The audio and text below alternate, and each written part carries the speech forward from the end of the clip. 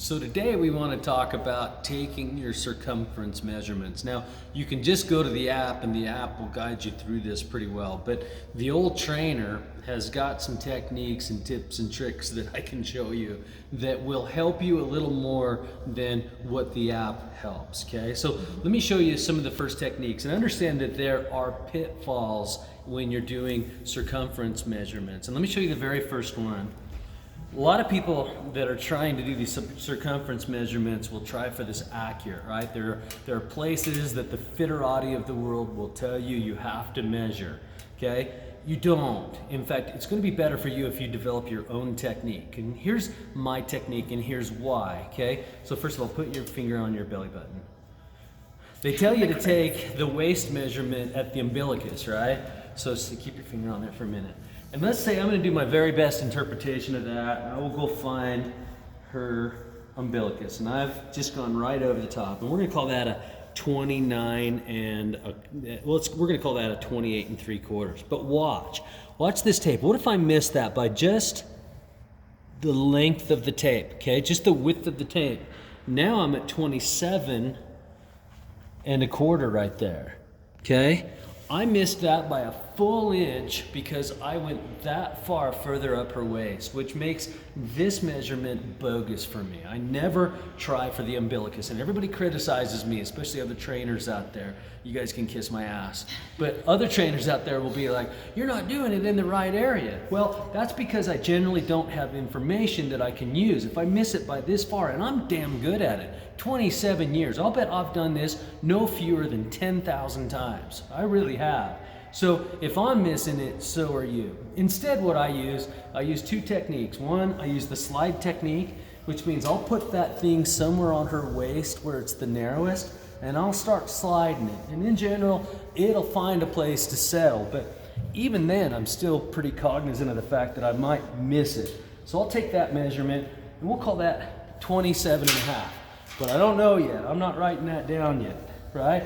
I'll put it up on there, and I'll get my 27 1/2 like clockwork, because I'm pretty damn good at it by now, right? There's my 27 1/2. So I'll go write that down. So I'll do it 3 or 4 times trying to develop my technique. I'll average them. I'll know about where I am. And that's how I do the waist one. And I know that freaks the hell out of your trainer. I don't give a damn. Okay, because I'm right about this, and so will you. So all you care really about is consistency, consistency, and then you find a way to either measure yourself or get somebody to measure you. Now watch this. If you have somebody measure you this time that has a different technique than this time, you don't have information that you can use, and all you're doing is trying to collect data, right? And if you don't have information you can use, you just will throw it out because it isn't going to help you. Now, when I do my measurements, I like to measure in different places. I'll do a neck measurement, I'll do a chest measurement, I'll do a waist measurement, a hips measurement, a thigh measurement, and then I do an arm measurement. And I only go on the right side. Why, Neil? You're supposed to go right and left. That's stupid. Think about it. If this one changes, do you think for a second this one isn't going to change? I know. Now that is the trainer hack of the world, because all trainers are trying to sell themselves. So they'll do a right side and a left side. They'll do right side shoulders, or they'll do right side up, right side middle, right side lower. And all they're doing here is accumulating numbers. So at the end, because they have paltry, silly techniques that don't really change you and they don't believe in themselves, they will then hand you this list of things and they'll go, all in all, you changed 11 inches, right? It's just the way that they're trying to sell themselves. You have useful information if you go here, here, there, and there. Just one side. Want to see where I do it? I'll show that to you. Okay? When I do a neck measurement, I'll flip the hair up out of the way and I'll flip this around to myself and I'll start sliding it. Right? I'll start sliding it. I got 11 1/2, but I don't know. It could be a little different. Gotta move Lindsay's curly cues. All right, there's my 11 1/2 again. So I'm gonna trust that measurement. I don't do shoulders because watch, if her shoulders are out that much, like it's a bad posture can cost me a measurement. I don't like it. So I'll have her go up and out of the way. I'll kind of go right here. Everybody has this little place right here. Do you see that? Everybody has that little place. So I'm gonna try to gather that. I'm gonna go kind of back and below that, and I'm gonna start sliding that. Once I slide that, I'll hit my 30 1/4, okay? But I don't know.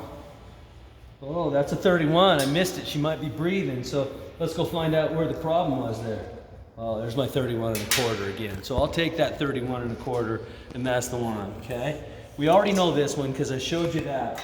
On this guy, I'm gonna get all the way down here, and I'm gonna find the widest part of the hips. The thing is I don't know what the widest part is back here, okay? And this might have a hell of an upslope, we don't know. But I'm gonna try to gather that in perfectly. Feet together, please. I'm gonna go back behind this, and I'm just gonna pull forward of that. And I'm gonna get myself a, oops. For a guy that's done this 10,000 times, I might have missed that. All right, I'm gonna call that a 36 straight up, but I don't know.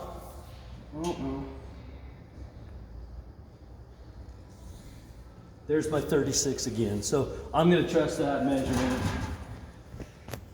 I like to put a bend on the knee because can you see this where this grows right here? There's usually a flat spot under here where my fingers are, okay? Everybody wants to gather this one. Watch this, if I go right in the middle of that, again, I screwed it, sorry.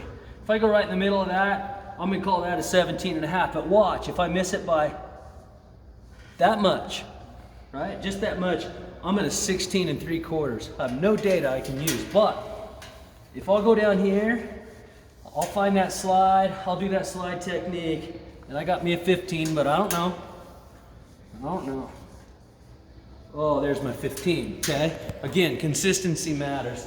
And on this guy, everybody has bicep slopes, okay? Right where your bicep slopes to the top, okay? You're gonna look for the top of that slope, no farther in than the top of that slope. And what you wanna do is hit the edge of that tape on the bicep slope. Okay, I'm gonna call that a 9 3/4, almost a 10, but I don't know. Okay, so I'm gonna go here again. There's my 10. I'm taking it. Okay, so that'll be where I measure. Once again, measurements are important. You got to take your measurements. Don't overtake them, and also remember, consistency is king. Consistency trumps rules always. We hate rules down here. We break rules, that's our generation.